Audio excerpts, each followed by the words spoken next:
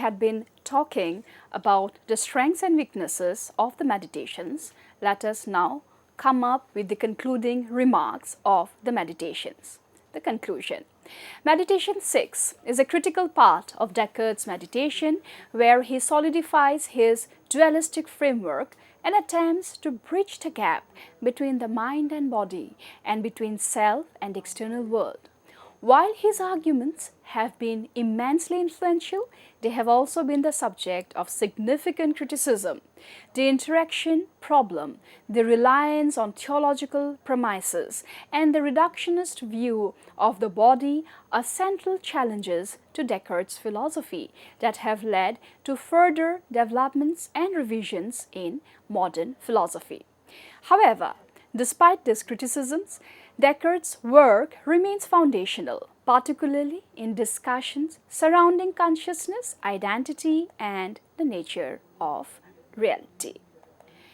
Now that we have discussed the Cartesian dualism, we have peeled off the quotes from the Meditations 2 and Meditation 6, we have also revisited the strengths and weaknesses of the meditations each and also the philosophy of Cartesian dualism.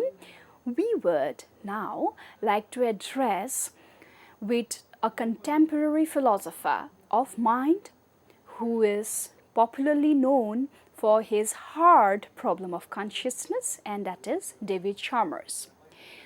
Of course, I should have started with other more popular interpreters or critics like Gilbert Ryle, but the point that David Chalmers is introduced now is to show and connect how even in the contemporary times, David Chalmers is very much a 21st philosopher, talks, debates, discusses, and the offshoot that the Cartesian dualism had created. Now our talk would be on David Chalmers. David Chalmers' edited anthology, Philosophy of Mind, Classical and Contemporary Readings, is a comprehensive collection of essays and papers that explore key issues in the philosophy of mind. So this work of Chalmers' Philosophy of Mind, Classical and Contemporary Readings would be the Bible from where we would be referring mostly. The anthology is structured to present a wide range of perspectives, both historical and contemporary, on topics such as consciousness, dualism, materialism, functionalism, and the nature of mental states. Now, let us try to understand the summary of this anthology. For this, we will have to pick up some of the key concepts, or what we would like to address as the conceptual clarity that David Chalmers speaks about. The first is the foundational concept. The anthology begins with classical readings that establish the foundational concepts of mind-body problem. It includes essential works by René Descartes, who introduced Cartesian dualism, arguing that the mind and body are distinct substances. These early sections also cover various critiques and defenses of dualism. The second key concept in this anthology of David Chalmers is about materialism and physicalism. The book then transitions to contemporary discussions on materialism and physicalism, which challenge dualism by proposing that mental states are physical states. Notable contributions include discussions on the identity theory, which argues that mental states are identical to brain states, and eliminative materialism, which suggests that common sense psychological concepts like belief and desires may not correspond to actual brain processes. The third key concept of this book is about functionalism. Functionalism is yet another significant topic covered in this anthology. This view argues that mental states are defined by their functional roles rather than their physical makeup. Chalmers includes important texts that outline and critique functionalism, discussing its implications for understanding consciousness and mental processes. Number 4, consciousness and qualia. One of the central themes of the anthology is consciousness, particularly the so-called hard problem of consciousness, which David Chalmers himself is known for articulating. The anthology includes various perspectives on the nature of consciousness, including discussions on qualia. Qualia is the subjective aspects of experience and whether they can be fully explained by physical theorists. Number 5 concept is about intentionality and mental representation. So as we are going ahead and summarizing the anthology, we see that this anthology also addresses the issue of intentionality or the aboutness of mental states. How thoughts and perceptions can be about objects, about events, or about states of affairs. This section includes readings on theories of mental representation, exploring how the mind can represent the world. Number 6, challenges to physicalism. This anthology features papers that challenge the physicalist view of the mind. This includes arguments for property dualism, which suggests that mental properties are non-physical even if they are dependent on physical states, and discussions on the explanatory gap between physical processes and conscious experience. Number 7, mind and cognitive science. Chalmers also includes contemporary readings that engage with developments in cognitive science, artificial intelligence, and neuroscience. These readings explore how empirical findings relate to philosophical theories of mind and whether machines, for example, can have minds or consciousness. Now, why is this anthology important?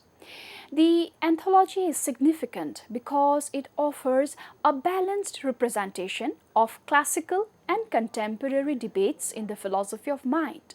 By including both historical texts and modern responses, David Chalmers provides readers with a comprehensive understanding of how the field has developed and the ongoing challenges it faces.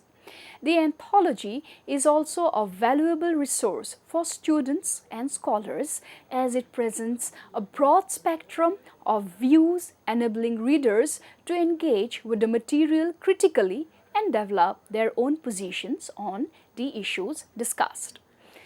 In David Chalmers' Philosophy of Mind, classical and contemporary readings, especially pages 10 to 21, needs to be addressed, for it delves into foundational concepts that are crucial for understanding the mind-body problem and the nature of consciousness. This is why these pages I have earmarked, pages 10 to 21, are significant. Now, what is the significance of these pages? These pages typically introduce and discuss the mind-body dualism famously posited by René Descartes, which is a central theme in the philosophy of mind. Descartes' notion of dualism posits that the mind and body are distinct substances, with the mind being non-physical and the body being physical. Now, we will be addressing some of the takeaways or the key concepts from these stated pages, page 10 to 21. The first such significant concept, as we can by now guess, is about Descartes' dualism. In these pages, this text covers Descartes' arguments for the separation of mind and body, emphasizing that while the body is spatially extended and divisible, the mind is non-spatial and indivisible. This sets the stage for later discussions on whether mental states can be reduced to physical states. Key concepts from pages 10 to 21. Number 2 is the mind-body interaction. Chalmers may discuss how Descartes tried to account for the interaction between mind and body, a topic that has sparked significant debate and led to various responses, including materialist and functionalist perspectives. 3. Critiques of dualism. The anthology likely includes early critiques of dualism, possibly referencing philosophers like Elizabeth of Bohemia, who challenged Descartes on a non-physical mind could influence a physical body.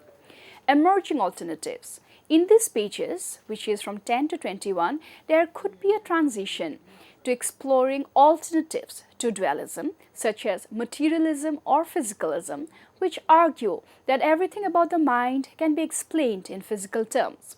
These discussions are foundational for understanding later developments in the philosophy of mind, including functionalism and the identity theory. Now we will be talking about the contemporary relevance and why of all the philosophers, David Chalmers makes a big entry. The early sections of Chalmers' anthology are significant because they lay the groundwork for understanding the complex debates in the philosophy of mind that follow. By starting with Descartes and early responses to his ideas, readers are equipped to better grasp the nuances of later discussions on consciousness, intentionality, and mental causation that are central to contemporary philosophical discourse. For David Chalmers, consciousness is fundamentally tied to the qualitative experience known as qualia, which encompasses the subjective aspects of perception such as the redness of red or the pain of a headache.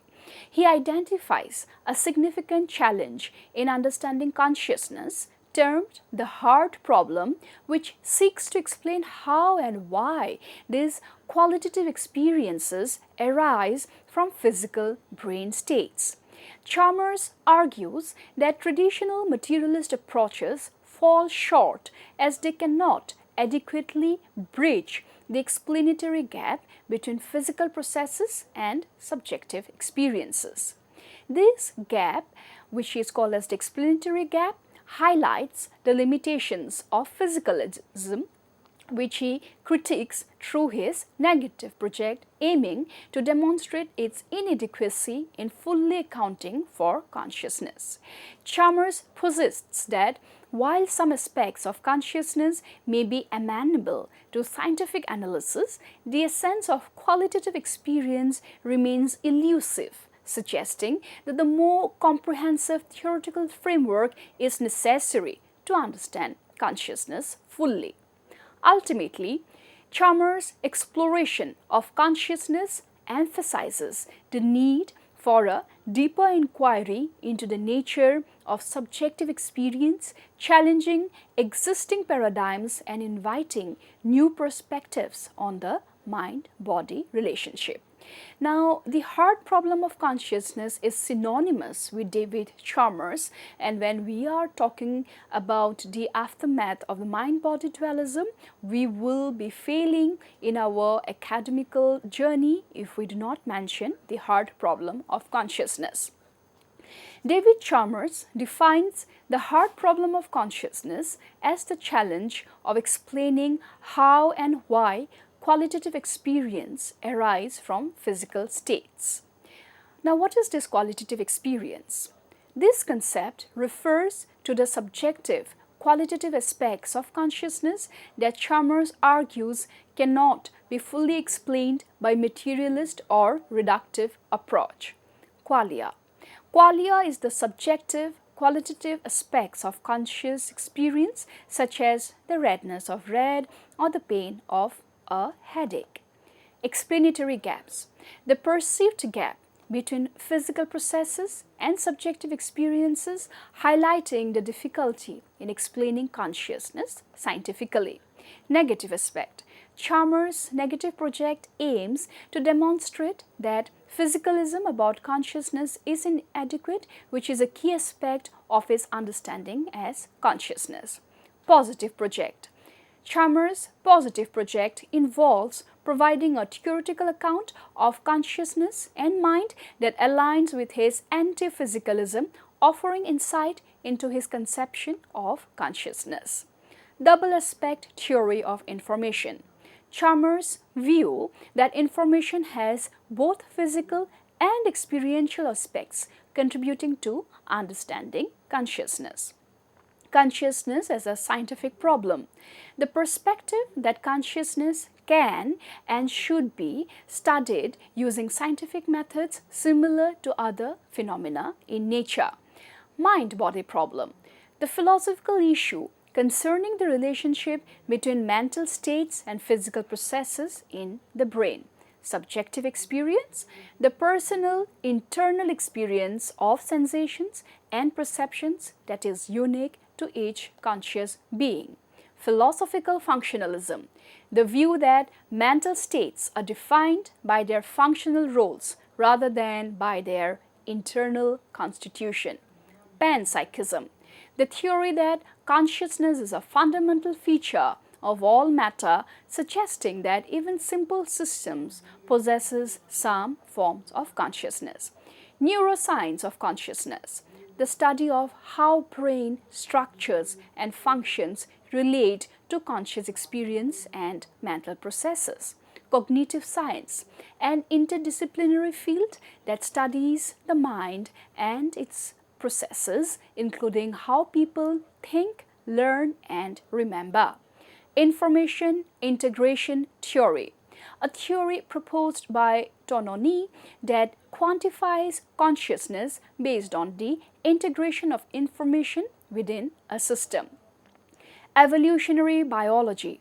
Chalmers' heart problem is suggested to be addressed through evolutionary biology, which provides resources to explain why qualitative experience arises from brain states. Adaptationist explanation. This type of evolutionary explanation is one of the frameworks discussed for understanding the origins of qualitative aspects of consciousness. Acceptationist explanation, another evolution explanation framework that can help elucidate the origins of qualitative aspects of consciousness. Spandrel.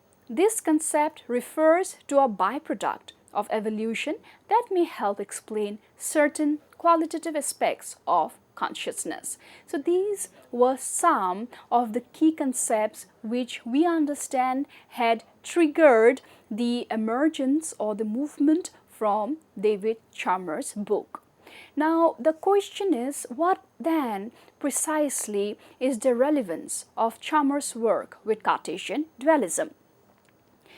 David Chalmers' work is highly significant in the context of Cartesian dualism, particularly because of his contributions to the philosophy of mind and consciousness, where he revisits and extends key aspects of dualistic thinking in modern philosophical debates.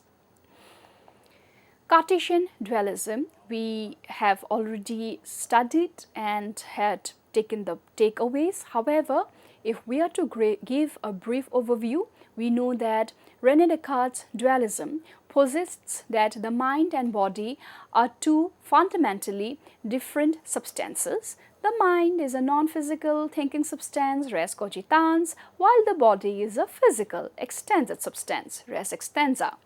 Descartes argued that mental phenomena such as thoughts and consciousness cannot be fully explained by physical processes alone. Now, Chalmers comes precisely here when we were talking about the Descartesian or the Cartesian problem with his hard problem of consciousness. Chalmers' most notable contribution is the formulation of the hard problem of consciousness, which refers to the difficulty of explaining why and how subjective experiences or qualia arise from physical processes in the brain.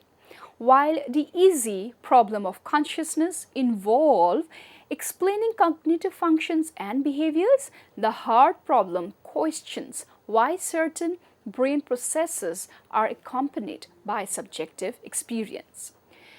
This problem echoes Cartesian dualism in that it suggests a fundamental divide between the physical and the mental. Chalmers does not necessarily endorse Cartesian substance dualism, but he does argue that physicalist explanations are insufficient to account for consciousness. He suggests the possibility of property dualism, where consciousness is like a fundamental property of the universe, like space, time, and mass. Chalmers' work challenges reductive physicalism, the idea that everything about the mind can be explained in purely physical terms, by emphasizing the need to account for the qualitative, subjective aspects of experience. These resonates with Descartes' dualistic view that mental phenomena cannot be fully explained by physical processes alone. To sum up, Chalmers' work is significant in the context of Cartesian dualism because it revitalizes the debate about the relationship between mind and body, proposing that consciousness may involve non-physical properties that cannot be reduced to physical processes. While not strictly Cartesian in his approach, Chalmers' ideas push modern philosophy to reconsider and expand upon the issues raised by Descartes centuries ago. So what we had noticed here has been there we picked up David Chalmers' work, who is our contemporary philosophy of mind, and we have tried to connect his work vis-a-vis his anthology with Cartesian dualism. And why is this important? This is important to make our audience understand that the work of Cartesian philosophy, which had started sometime from the 17th century, the ripple effect is astoundingly seen even today. So to say that something which had begun in the modern period, and when we talk about modern period, we of course understand René Descartes is the father of modern philosophy.